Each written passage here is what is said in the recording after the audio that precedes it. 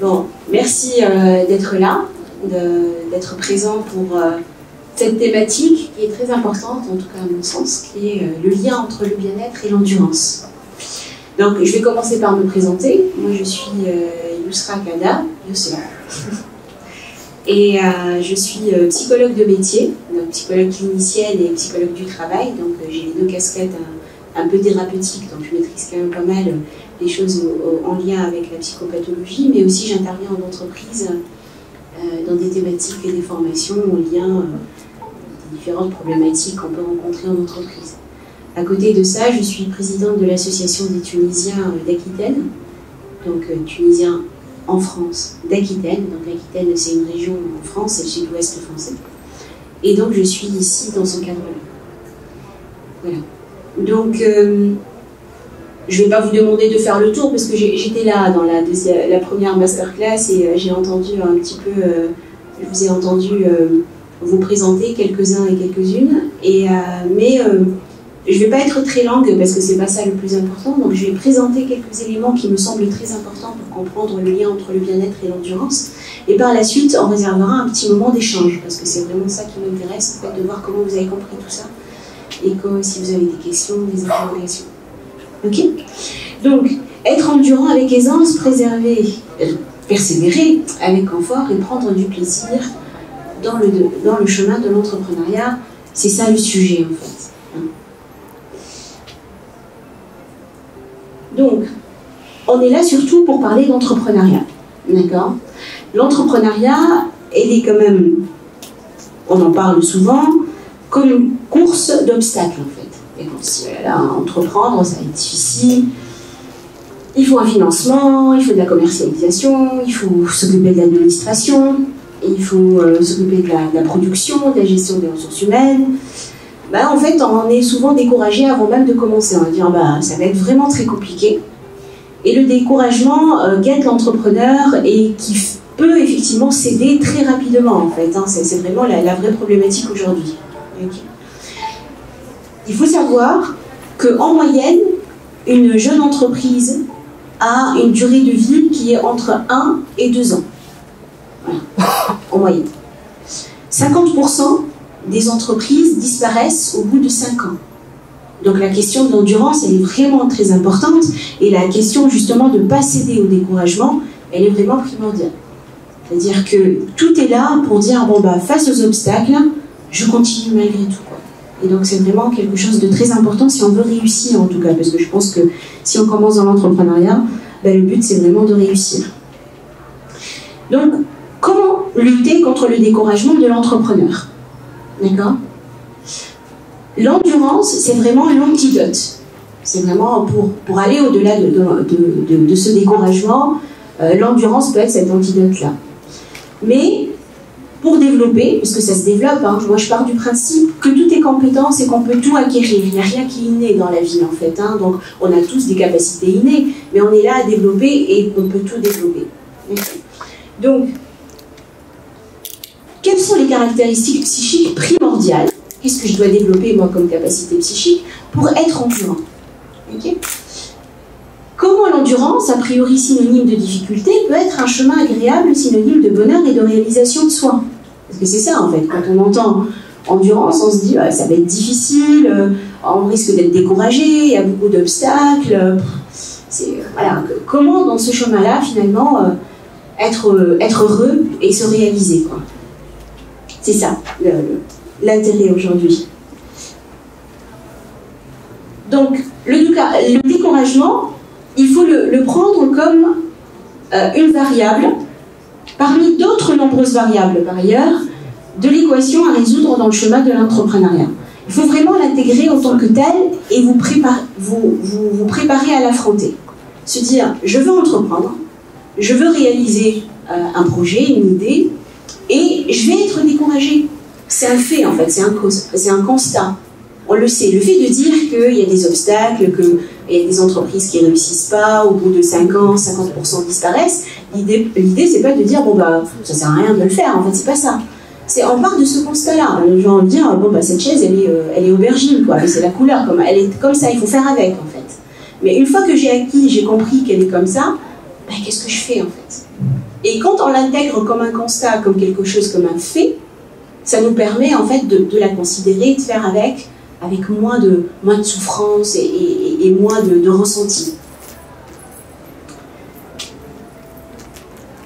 Donc on parlait de l'endurance comme un antidote pour le découragement. Donc c'est quoi l'endurance? L'endurance, c'est l'aptitude à maintenir un effort d'une intensité relative pendant une durée prolongée. Pour arriver à être endurant, il faut donc s'entraîner en fait pour développer ses aptitudes à une endurance cardiovasculaire respiratoire, endurance musculaire et une volonté, une résistance morale à la fatigue. Ça, c'est vraiment les trois caractéristiques d'une endurance dans l'absolu, parce que l'endurance, rappelez-vous, on parle de sport. Hein. Donc c'est vraiment être endurant, c'est s'entraîner à être endurant, c'est développer ses capacités cardiovasculaires, respiratoires, donc on refait pour développer, et puis endurance musculaire, et puis surtout la volonté et la résistance morale à la fatigue, parce que le corps et l'esprit, hein, c'est pas deux choses déconnectées, c'est le même corps. Donc cette notion d'endurance, elle est très importante, et vous l'avez compris, on n'est pas là pour devenir des champions athlétiques, hein, c'est pas ça le but, c'est vraiment un parallèle que je fais. Et je vais plutôt me focaliser, moi, dans cette intervention aujourd'hui, sur la volonté et la résistance morale à la fatigue. Donc la volonté. C'est quoi la volonté? La volonté désigne généralement la faculté d'exercer un libre choix gouverné par la raison. Vous voyez? Il y a un choix. J'ai une idée, moi. Hein, je veux entreprendre, j'ai une idée, j'ai un projet. Voilà, je veux le réaliser. La raison, elle va être là pour encadrer ce choix-là. Okay. J'encadre tout ça, parce que l'idée dans l'absolu, voilà, on n'est pas dans la vraie vie. Il faut encadrer tout ça. Et par la suite, pour passer à des actions, parce que c'est des actions qui vont faire que mon idée, elle va devenir entreprise, elle va devenir quelque chose qui existe dans la vraie vie. Que je vais agir, je vais mettre en place des actions. Donc, on fait un choix, le choix de réaliser un projet, aller jusqu'au bout de cette idée. Et puis ce choix, on le cadre par la raison. Et la raison, en fait, elle est aussi dans ces actions-là, on va dire, un autre moteur qui est les normes et les principes. Parce que dans les actions que je vais mettre en application, je vais avoir des normes avec lesquelles il faut que je fasse. En fait. C'est-à-dire que je vais mettre en place des actions, mais les actions, il faut qu'ils soient dans un réseau bien particulier. Je suis peut-être incubée, je fais partie d'une pépinière, j'ai peut-être, je ne sais pas en fait dans quel cadre j'entreprends, mais en tout cas les actions que je vais faire, il y a des normes qui vont être là pour agir sur ces actions-là. J'ai des principes, là les principes c'est plutôt moi en tant que personne en fait. C'est pour ça que je dis vraiment il y a une interaction entre moi en tant que personne, l'environnement dans lequel je suis et comment réaliser tout ça. C'est vraiment une interaction entre tout ça. Okay. Et donc, la volonté, pour revenir à la volonté, parce que ça a l'air compliqué comme ça, mais c'est vraiment la volonté qui fait que le chemin se dessine, en fait. D'accord? C'est-à-dire que j'ai cette volonté d'avoir cette idée-là, je l'organise, je m'entoure, et puis là, le chemin, il apparaît petit à petit vers cette action-là que je vais mettre en place, vers cette entreprise que je souhaite mettre en place. Ça va jusque-là, c'est pas trop compliqué, n'hésitez pas, si vous avez vraiment, je le veux en interaction, donc si c'est vraiment compliqué ou vous avez des questions, n'hésitez vraiment pas à me le dire. Donc la volonté, on la voit comme un moteur, hein, comme un moteur, et cette volonté n'existe pas si on n'est pas en résistance morale. Parce que quand j'entends un chemin, ça veut dire que je vais vraiment aller vers mon idée, vers mon projet, vers mon rêve. On parlait de rêve tout à l'heure, donc c'est vraiment, je vais vers mon rêve. Et donc pour aller vers mon rêve, j'ai cette résistance morale que je dois développer, et qui est vraiment aussi un élément primordial dans l'endurance. Hein. Résister, c'est opposer une force à une autre. On entend dans résistance, donc, un déploiement d'une énergie pour lutter, pour résister. D'accord? Donc, on parle beaucoup de résister, d'endurer, de rester vraiment, de ne pas lâcher l'affaire, en fait. Mais la force de la volonté, le fait de faire, d'agir, elle va être vraiment constante dans l'entrepreneuriat. Je vais tout le temps lutter. C'est-à-dire que Entreprendre, c'est pas être salarié en fait, hein, c'est pas travailler, on entendait tout à l'heure, travailler de 8h à midi, à 13h je suis à la maison, je fais ma sieste. Non, entreprendre, vous allez travailler pour vous en fait, il n'y a pas d'horaire, c'est quelque chose qui vous passionne. Donc, vous allez résister, c'est-à-dire quand le week-end, les gens ils partent à la plage ou le soir, les copines nous disent bon, on va prendre un café, etc. Ben non, en fait, vous allez rester travailler quoi. Et donc c'est ça la résistance, c'est résister entre mon envie d'aller prendre du temps, mon envie d'aller me reposer, mon envie d'aller partager des moments sympas avec mes copines, mais en même temps, mon envie d'aller travailler pour moi, quoi, et réaliser mon rêve. Il va y avoir tout le temps cette résistance qui va être là. Et il faut résister à tout ça. Hein, c'est deux énergies qui s'opposent. Donc quand je parle comme ça, on entend une bataille. Je dis, ouais, ça va être compliqué, quoi. Ça donne pas envie comme ça. Hein, on va s'oublier, on va plus profiter de la vie, ben, on n'a pas envie d'y aller. Mais en fait, non. Cette bataille-là, il faut vraiment l'envisager comme une... comment dire? Elle est nourrie par une énergie. Vous voyez? Parce qu'on parle de résistance, on parle surtout cette énergie. Ah oui, mais je voulais vous montrer une vidéo, mais du coup, moi, j'ai pas mon Mac, donc je peux pas vous la montrer, cette vidéo. Elle ne dépasse pas 2 minutes aujourd'hui. Comment? Mais en fait, elle est sur mon Mac, donc je peux pas la montrer, je peux pas la mettre en vidéo. Mais c'est pas grave, je vais vous dire l'idée de la vidéo. La vidéo, en fait, elle parle de persévérance, parce que tout à l'heure, quand je parle d'énergie et de dire qu'il faut lutter, c'est vraiment, l'idée, c'est d'essayer, de réessayer, voilà, de réussir, de recommencer. Et donc, cette vidéo, elle a beaucoup circulé dans les réseaux sociaux, vous l'avez certainement peut-être vue. C'est un monsieur, en fait, qui monte un escalier et il tombe sur un trampoline. Vous l'avez vu? Et donc, il essaye, il monte un ou deux marches, il tombe, il continue, il retombe.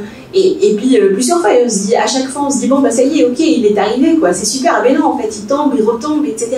Mais c'est exactement ça. C'est exactement ça. Donc, c'est vraiment continuer, recontinuer, réessayer. Échouer, ça fait partie du chemin, en fait. Il faut vraiment le voir comme ça.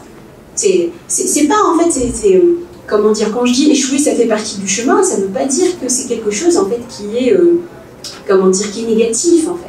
L'échec, ça fait partie de l'apprentissage. C'est comme ça qu'il faut le voir, en fait. Je vais y aller, comme tout à l'heure, j'ai dit, le découragement, il va être là. C'est ok, en fait, il n'y a pas de souci. Donc, je vais être découragée, je vais avancer, je vais peut-être tomber, je vais avoir des obstacles. Ça fait partie du truc, quoi. Et c'est vraiment ça qu'il faut avoir en tête et pour pouvoir persévérer. D'accord? Parce que sinon, si on parle comme ça, cette énergie, oh, je vais aller profiter, moi, j'ai pas envie de faire tout ça, quoi. C'est ça. Ok? Ça va jusque-là? Donc, je parle ici de ralentir pour mieux rebondir. Vous voyez, on a parlé de persévérance. Le monsieur, là, qui retombe et qui réessaye, bon, il fait ça rapidement, lui. D'accord? L'idée, en fait, quand on tombe, quand vraiment on est par terre et qu'on peut être découragé, hein, de ralentir et de savoir évaluer, se critiquer de manière constructive. Je ralentis, je prends le temps, j'analyse les conditions, l'environnement, mon mindset, mes croyances, mes limites. C'est vraiment une occasion. Il faut le voir vraiment comme une opportunité pour pouvoir m'analyser, m'évaluer, voir qu'est-ce qui a marché, qu'est-ce qui n'a pas marché, est-ce que je suis vraiment là où je dois être. Donc c'est un temps vraiment très très précieux. C'est un temps en fait qui me permet aussi de me reconnecter à mon pourquoi. Pourquoi je fais tout ça en fait? Qu'est-ce qui fait que en fait j'abandonne mes loisirs, je lutte comme ça en permanence, c'est quoi mon but en fait? Parce que l'être humain, il est comme ça en fait, hein. On a besoin d'une récompense. Pourquoi on fait tout cet effort? Il nous faut vraiment quelque chose qui nous donne envie. Et cette chose qui nous donne envie, elle n'est pas dans l'environnement, elle n'est pas dans la vraie vie en fait, elle est en vous. C'est pour ça que ralentir et se poser la question et revenir sur soi, c'est ça qui va vous permettre finalement d'identifier quel est votre moteur. Tout à l'heure, la personne qui était avant moi, elle parlait d'être compatriote, de l'exemple qu'elle a donné, en fait, de cette dame-là. Effectivement, ça peut être un des moteurs. Mais ne calquez pas les moteurs des autres. le moteur de l'un ne peut pas être le moteur de l'autre. Oui, sinon c'est facile. Donc il faut vraiment que je regarde au fond de moi, c'est quoi en fait, pourquoi je fais tout ça? C'est le sens qu'on donne à notre vie. Et c'est ça qui va faire que dans ce chemin de persévérer, dans ce chemin de faire, refaire, échouer, ça va être facile pour moi parce que je sais pourquoi je fais ça. Ok? Alors, pour ralentir et pour pouvoir être efficace dans cette recherche de pourquoi et dans cette quête du sens, moi je suis psychologue de formation pour ceux qui n'étaient pas là tout à l'heure, mais j'utilise beaucoup la pleine conscience. La pleine conscience, on parle de méditation en pleine conscience. Je ne sais pas si tout le monde a entendu parler, mais je pense que si. La méditation en pleine conscience, là vous avez la petite photo qui illustre bien en fait.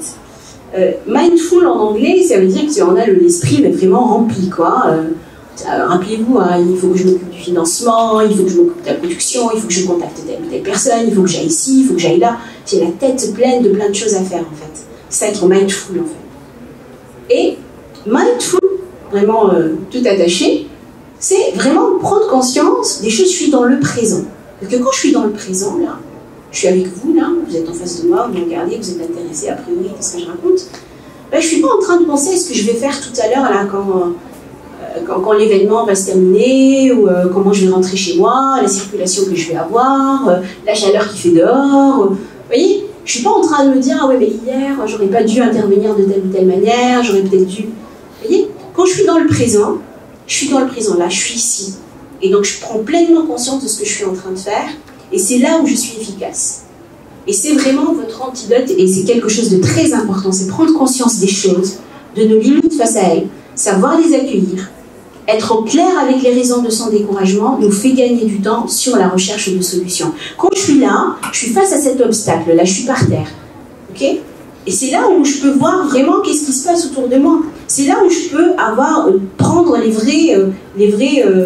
vraies décisions, celles qui vont être efficaces. C'est pas en me disant oui mais tu comprends, ça peut être ça, mais si je fais ça il va y avoir ça ou ça, et puis si l'autre il intervient de telle ou telle manière, ah ben, ça va forcément changer. Non mais on s'en fiche de comment ça va aller. Toi ici là par terre comme ça, comment tu vois les choses, c'est tout.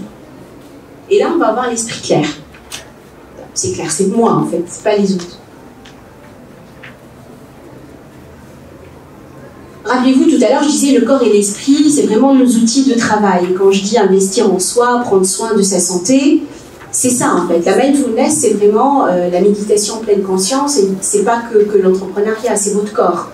Parce que si vous êtes fatigué, vous êtes malade, ça va pas fonctionner en fait.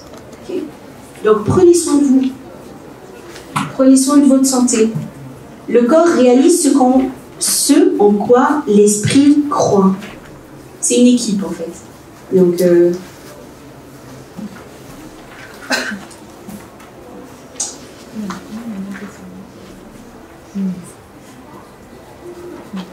je parlais de santé, là on fait le lien avec le bien-être, pardon. L'Organisation mondiale de la santé définit la santé comme un état de complet bien-être physique, mental et social qui ne consiste pas seulement en une absence de maladie ou d'infirmité. Le bien-être représente l'un des premiers facteurs de performance individuelle. Tout ça pour dire quoi? Tout ça pour dire que quand je suis en bonne santé, je suis bien. Le bien-être, c'est pas une idéologie en fait, le bien-être. Hein. Le bien-être, c'est que quand je suis en bonne santé, mentale et physique, hein, quand je prends mon temps, je fais ma méditation, je suis au clair avec moi-même, mon esprit il est au clair, je suis en bonne santé, je fais du sport, etc. Ben, je suis en bien-être. C'est ça. C'est pas quelque chose vers lequel on tend en fait. Je suis sûre que la majorité de vous ici, vous êtes peut-être déjà dans ce bien-être-là. Et c'est important en fait de le constater en fait. C'est pas forcément quelque chose d'impossible. C'est ça le bien-être. C'est l'Organisation mondiale de la santé qui l'a défini. Et être bien, C'est un des facteurs de la performance individuelle, parce qu'on est là pour l'entrepreneuriat, rappelez-vous, hein, pour être performant, c'est ça qui nous intéresse, c'est de continuer d'être performant et puis d'être efficace et d'aller jusqu'au bout. Ok? Donc, mais pour faire ça, il faut que je prenne soin de moi. Et c'est comme ça que je suis performant.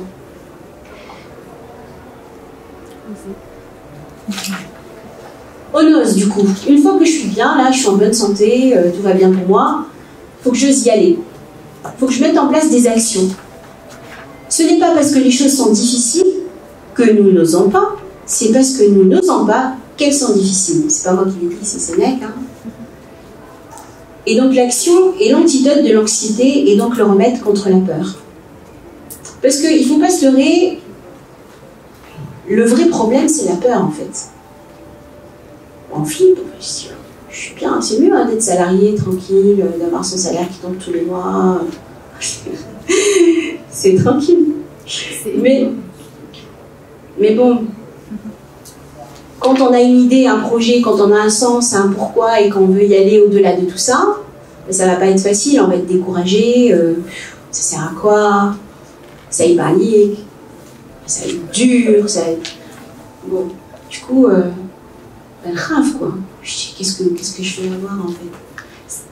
Réellement, madame, مش من احنا من l'entourage اللي داير بينا دونك هما يطيحوا لك المغالم تاعك راك باش تفشل ندير الحاجه هذيك صعيبه في الديبيو تاعك دونك تولي انت ريالمون خايف معناها انت او ديبيو تحب تعمل الحاجه هذيك عمل كي تولي تسال وتشيرش وكل تولي هو يطيح لك المغالم تاعك تولي انت ديموراليزي معناها وتي طوب معناها قبل ما تبدا. Ça c'est un vrai problème. Et ça, comme je disais tout à l'heure, il faut voir que le découragement, il fait partie du chemin, c'est ça aussi. C'est qu'il va y avoir beaucoup de personnes qui vont vous dire de laisser tomber. Il va y en avoir. Eh ben oui, mais c'est ça. Mais généralement, exactement. Et la peur, en fait, c'est l'émotion la plus primitive, en fait, chez l'être humain. Bah, je veux dire, vraiment, la peur, c'est une des émotions qui sont... il suffit de... C'est vraiment un instinct de survie, la peur.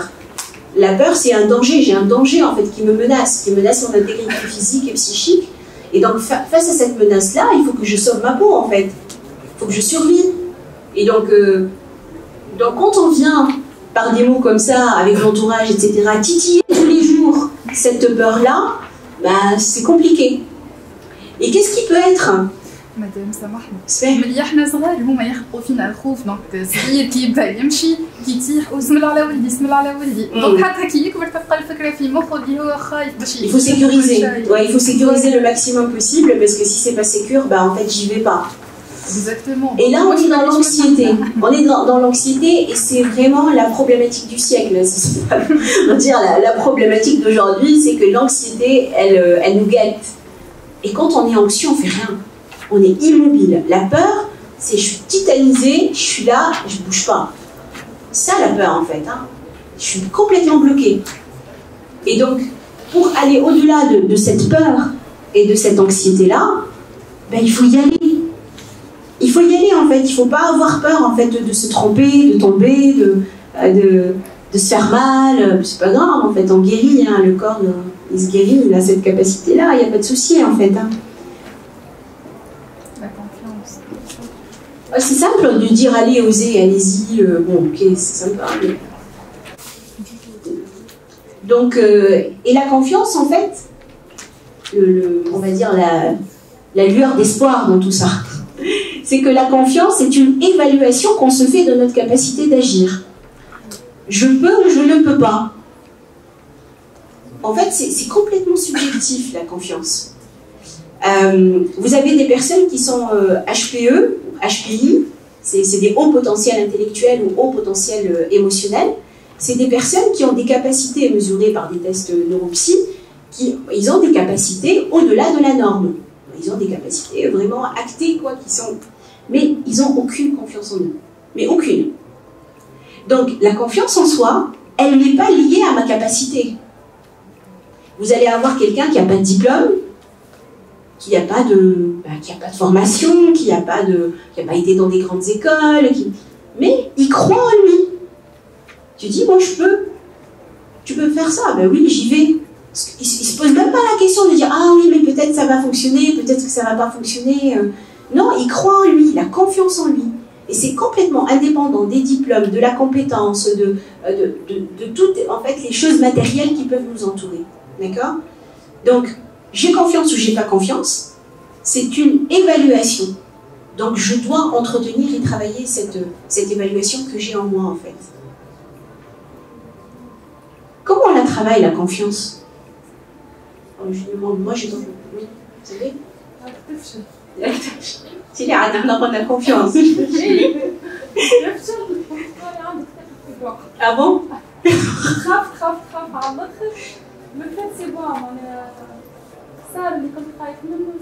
Ça y est, trop, ça y est. Ça peut pas être pire, man, hein, ça y est.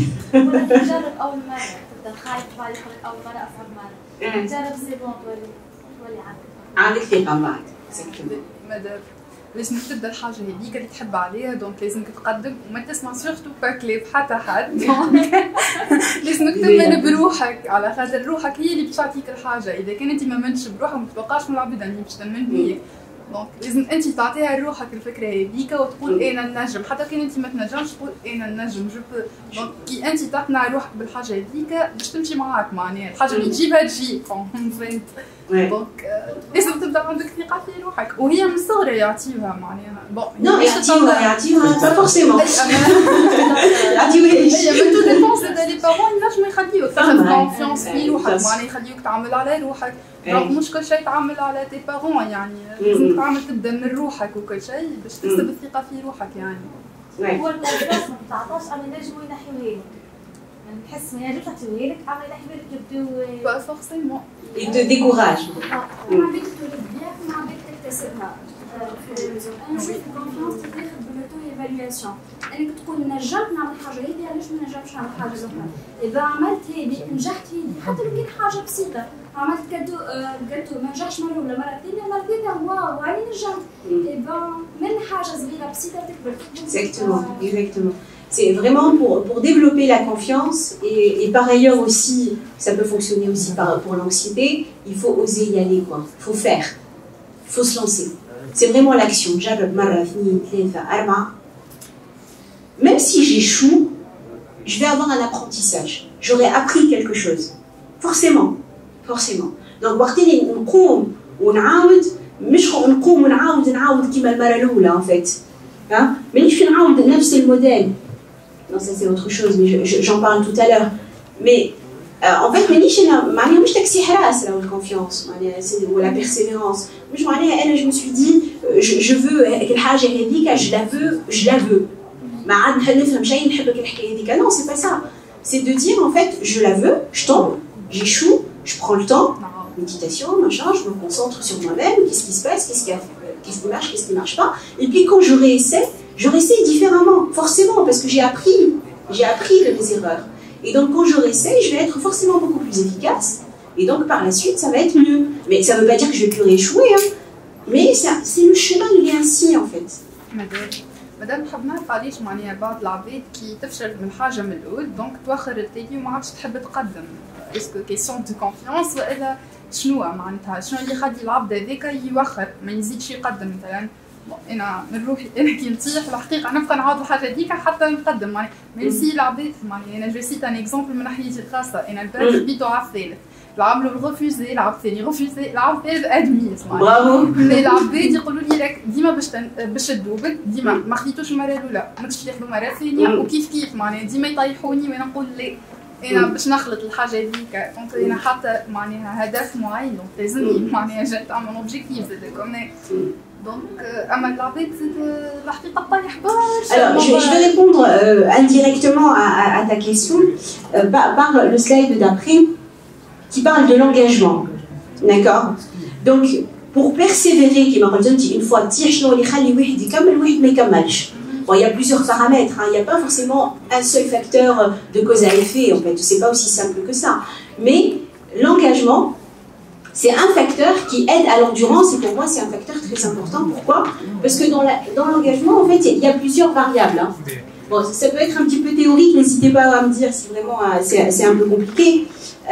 Mais dans l'engagement, on a différents types d'engagement. On a l'engagement affectif, on a l'engagement continu et l'engagement normatif. L'engagement affectif, c'est vraiment l'attachement et l'identification que je fais. On parle d'entrepreneuriat, donc je vais parler d'entrepreneuriat. Hein. Donc quelqu'un qui entreprend, si lui il s'identifie dans l'engagement affectif, lui s'identifie et il s'attache à la notion d'entreprendre. Il s'identifie lui comme un chef d'entreprise, comme quelqu'un qui est en train de créer, qui va lutter, qui va y aller. Et, vous voyez? Donc, affectivement, son attachement primaire, il est à ce monde-là. Ce monde-là, c'est le sien. Il y est attaché. D'accord? Donc, ça rejoint un petit peu le pourquoi et le sens, un petit peu. Donc ça, c'est un des facteurs qui va faire que je vais continuer à m'engager dans ce chemin-là. L'engagement normatif, ça évoque un sens de responsabilité et des obligations morales. Ça veut dire quoi? Ça veut dire que dans la norme, en fait, quand je m'engage, vous avez parlé de l'environnement et de la famille. Donc, il n'y a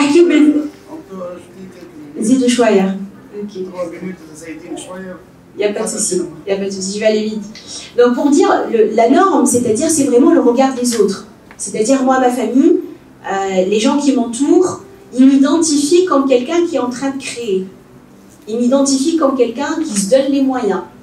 Donc le fait que vous, quelqu'un qui est en train d'entreprendre, un espoir, il croit en moi. Voilà, il ne croit pas en moi. Mais en tout cas, moi, ça m'identifie en tant que personne qui n'a pas le choix. En fait, je suis condamnée à aller dans ce chemin-là. Donc, c'est l'engagement normatif. L'engagement continu, il est très important à l'âge. Parce que l'engagement continu, le risque. Le risque que je prends. Et je trouve qu'aujourd'hui, ce qui fait que l'entrepreneuriat perd un petit peu de son sens, c'est que les gens, ils veulent entreprendre, mais ils ne veulent pas prendre de risques.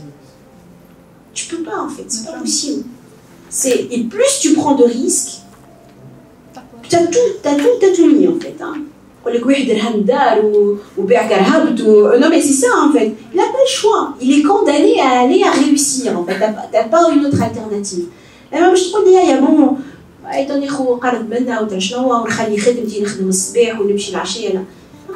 ne va pas avancer, en fait. Je ne vais pas m'engager dans ce chemin-là. Il faut vraiment donner toutes ces tripes, comme on dit en français. Vraiment, tu donnes tout. Et quand tu n'as pas le choix, ou l'arbitre ils attendent, comment ça va fonctionner, et toi, tu t'identifies autant que personne qui veut aller là, ben en fait, c'est ça qui fait que ton engagement, il va être fort. C'est plusieurs paramètres qui font que ça. Mais ça va le stress, l'arbitre peut être stanafique ou quoi, non, allez, je me stress. Mais je stress, par rapport à parce que ton pourquoi, parce que c'est pour toi, tu le fais pour toi. Pour toi, tu le fais pas pour les autres. En fait, le regard de l'autre, il te condamne quelque part à rester dans cette case-là. Mais je le manque de confiance, l'engagement, il y a un peu à côté. C'est l'identification que les gens ont de toi. Donc, le fait, quand je m'engage, etc., ben, finalement, je suis déterminée. Et c'est là, en fait, la détermination, c'est aller au-delà des obstacles et difficultés, décider à être ferme, résolue, faire preuve de détermination. C'est ça. Déterminer à aller jusqu'au bout de votre rêve et le transformer en succès avec tout ça. Donc, n'oubliez jamais, les épreuves d'aujourd'hui forgent les succès de demain. Donc, toutes ces difficultés qu'on peut avoir, quand vous allez réussir dans quelques années, vous allez dire « Ah ouais, mais heureusement que j'ai eu ces difficultés, en fait. Hein, parce que c'est ça qui va faire que j'ai pris le temps, j'ai remis mon idée en question, je me suis pris, c'était difficile, mais c'était... Waouh, quoi. » Quand vous écoutez les histoires de vie des gens qui ont réussi, en fait, ils sont pas au sommet comme ça, hein, c'est pas un hélicoptère qui les a posés là, je schématise un peu, quoi, mais... C'est un chemin, quoi. Je tombe. Et puis c'est ça qui fait la joie, en fait. Une fois qu'il est là-haut, là, il va voir encore plus haut. Donc l'être humain, il est comme ça. Une fois qu'on a réussi, il parle. C'est ça. Et donc, mais c'est vrai. Et heureusement. Parce que, ben oui, on engage et on engage. Et puis on évolue, et puis ainsi, faites la vie, quoi. Voilà. Merci pour votre écoute, en tout cas, et de votre attention. Donc, je ne sais pas si vous avez des questions. En fait, Voilà, je fais des 48 heures, 52 heures à la clé. Les sommeils, 15 minutes, 30 minutes, tout dépend des appels, des urgences ou quoi. Je suis médecin, ça marche. Donc c'est pour ça. En même temps, être engagé, en même temps, un projet de recherche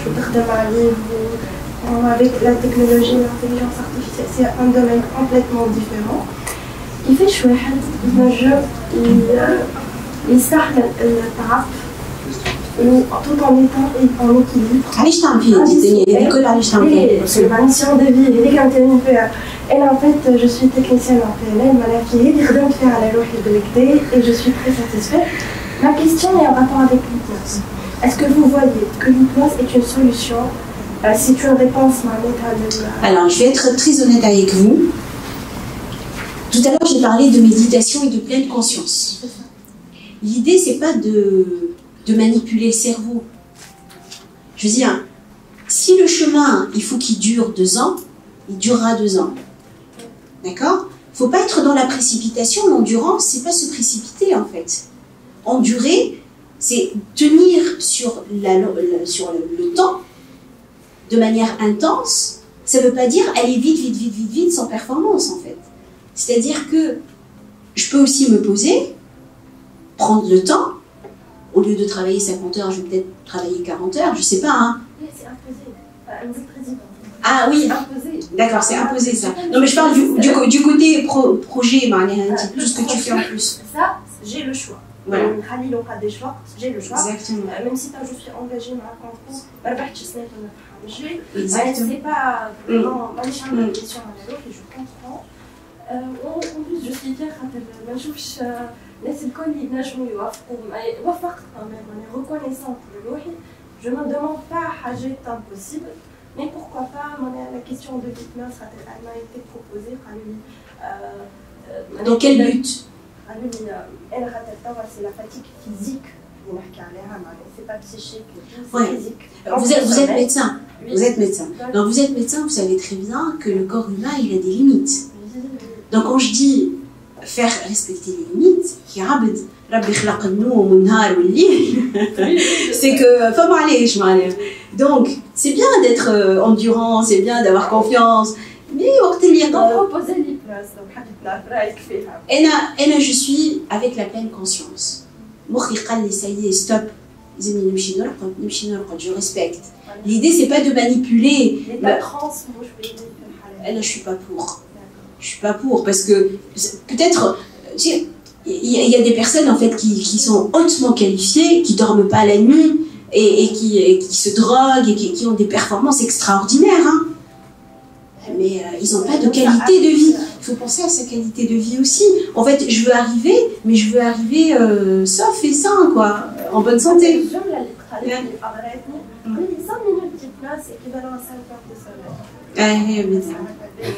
Ouais. Bon, vous-même tout seul. Le pourquoi et pas le que. La réponse c'est que exactement, voilà. Vos priorités. Merci. J'en prie. Bon, merci beaucoup en tout cas. Et puis bonne continuation, bonne fin de journée à tous. Merci. Bonjour madame.